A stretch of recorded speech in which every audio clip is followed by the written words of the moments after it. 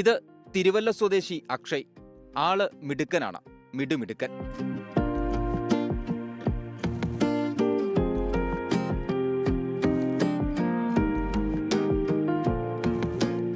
ശാരീരിക പരിമിതികൾ വകവെക്കാതെയാണ് അക്ഷയുടെ ജീവിതം.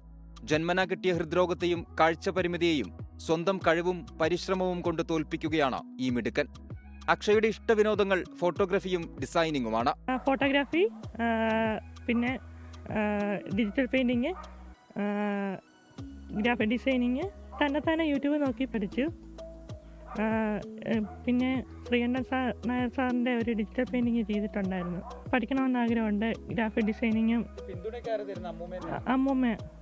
അമ്മ.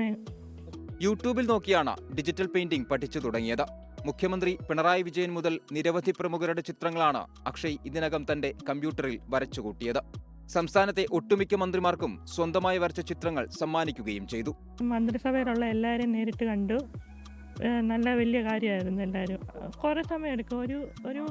ഒരു ദിവസം മിനിമം എടുക്കും. വീഡിയോ എഡിറ്റ് ചെയ്യും.